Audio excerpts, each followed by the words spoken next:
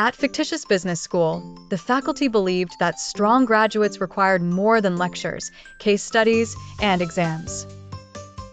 The school sat in the center of a town that had once depended on a factory district, and many residents had begun to see business education as distant, abstract, and reserved for people who already knew the rules.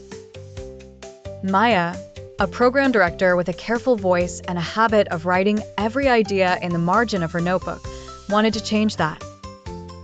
She noticed that students spoke confidently in class but hesitated when asked to shape ideas with people outside the campus. Leon, a skeptical entrepreneurship instructor, argued that community engagement sounded noble but vague.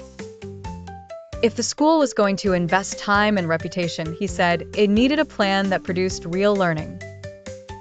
The opportunity arrived during a local housing redevelopment project. The neighborhood council needed help designing a small marketplace for displaced vendors, and the city was asking for proposals.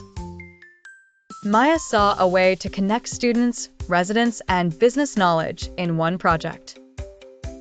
Leon expected polite meetings and little else, but he agreed to supervise a pilot group. The first session was awkward.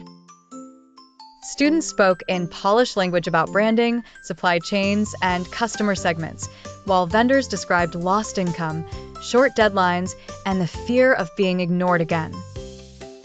Then an elderly baker named Mrs. Alvarez asked a simple question: what good is a profitable market if people cannot afford to feel welcome there?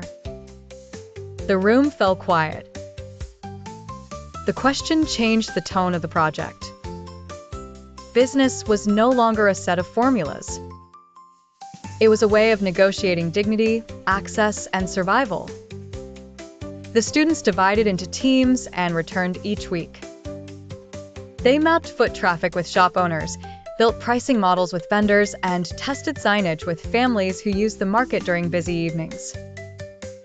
One team discovered that the best location for a fruit stall was not the most visible corner, but the shaded side where elderly residents naturally rested. Another realized that a loyalty program would fail unless it used simple paper stamps instead of a phone app, because many customers did not trust digital systems.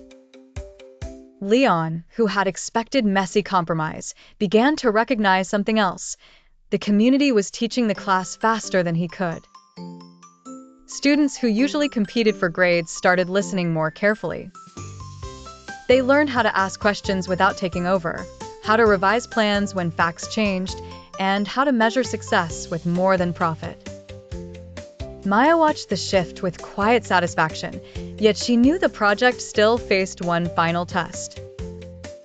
On the night the proposal was presented to the city, several officials praised the students but questioned whether the design could realistically bring different groups together. Mrs. Alvarez stood up from the back row and explained that the value of the market was not only sales.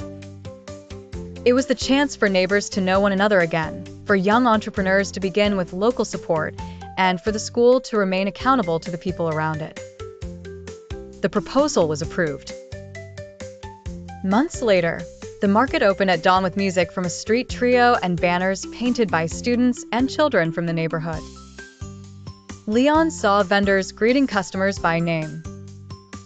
Maya saw students returning as volunteers, no longer as visitors.